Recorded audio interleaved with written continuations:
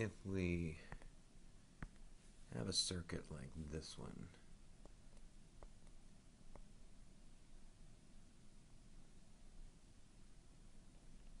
we have some resistors that are in line with some batteries. Okay, so we'll call this voltage source 1, this will be voltage source 2, and that'll be voltage source 3. We have resistor 1, resistor 2, resistor 3, and resistor 4. And we should take note of the fact that by convention we have those polarities on a battery. So all these batteries are pointing in the same direction. And we can make some assumptions about the direction of current flow. And so if I start with this battery on the left and say that current is flowing in that direction, then when it gets to this node here, node A, then it's going to split off, and it'll have to go that way, and it'll have to go this way through resistor 4. And we'll go ahead and call, since that's coming out of battery 1, we'll call that current 1. Since this one is on its way to battery 2 on the far right, we'll call that current 2. And then this current that's going to go through battery 3, we'll call it current 3. Now, at node A, it should be fairly evident that current 1 ends up just being the sum of currents 2 and 3. And then that happens again over here at node B. I2 and I3 come back together and reform as current 1. So if we wanted to, we could make that explicit. Get the highlighter going here. So things are coming in that way. And so we have I1 coming back to down here and I2 feeding into that there. So those are our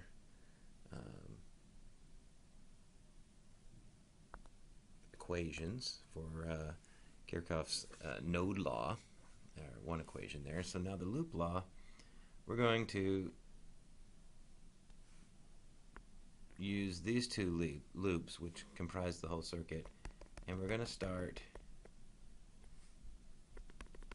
in these corners right here and go clockwise all the way around the loop and back to where we started. So we'll call this loop 1 and we'll call this loop 2.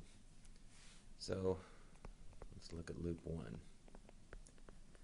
I'm going to start with a plus voltage on that battery as I go clockwise. If you're going uphill from the minus terminal of the battery to the positive, you're increasing in potential, so it's a positive voltage change. You also are going with the flow of current through resistor 1, so that's going to be a voltage drop. So minus I1 R1. Then as you come through resistor 4 here, you're again in the same direction as current flow, or at least the direction that we believe to be true. That'll be determined later. Then as you go through this battery, it's a drop in potential going from plus to minus. So you're subtracting that voltage, and then once again we're coming back in the direction of current flow, the assumed direction, and that's going to be another voltage drop. So minus I1 R2, and according to Kirchhoffs laws, the sum of all those voltage changes have to equal 0. Now, loop 2, we're going to start at node B here, and then we're going up through the battery. So that's a positive change in voltage, but this time we're going backwards through this resistor, so to speak, against the flow of current. So this is an increase in potential. Then we're back with the flow of things, so this will be a drop as we go through resistor 3 rather. And then as we go through the voltage source 2, the battery 2, as a decrease. So we'll be subtracting that away, and then we're back to where we started. And so we have written the 3 equations that can be written for this circuit, and now we're able to solve the circuit if we had more information. So let's do that. Let's fabricate some news here. So let's say that battery 1 is 20 volts, and battery 2 and battery 3 are 10 volts.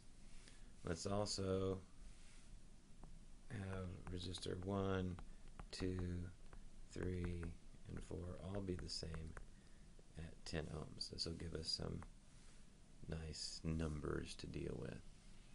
So, rewriting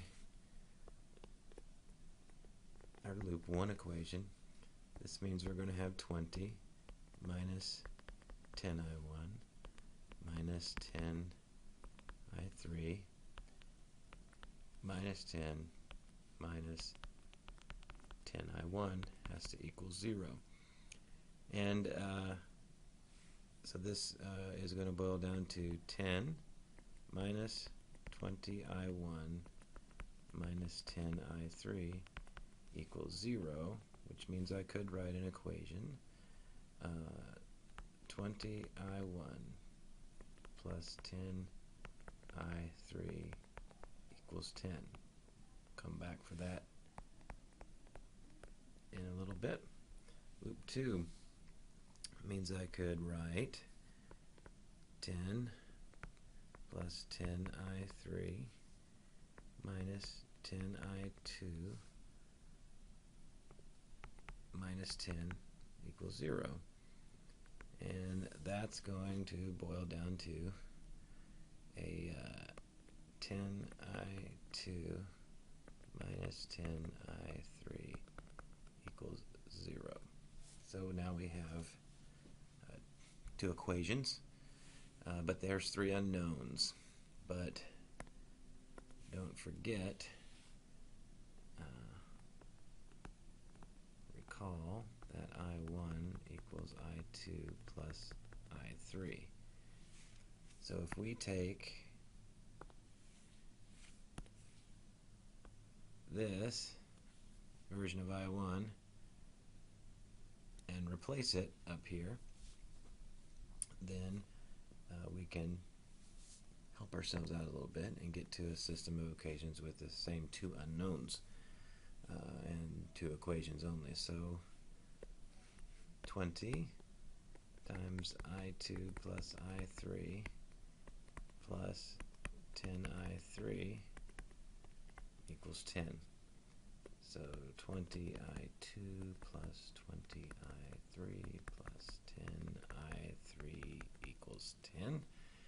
And of course, this leads to 20I2 plus 30I3 equals 10. And then we can bring this other equation down here, and I'll have 10I2 minus 10I3 equals 0. And in order to eliminate one of these variables, we'll do some multiplication. So I'll eliminate the I3 variable because it's already set up for that. And so basically I'm going to get 50I2 equals 10, which means I2 is going to end up being 0.2 amps. And we'll leave it at that because now we could just work our way back and get the other 3, our the other two currents if we wanted to, just by plugging and chugging back into the other equation. No need for that, though.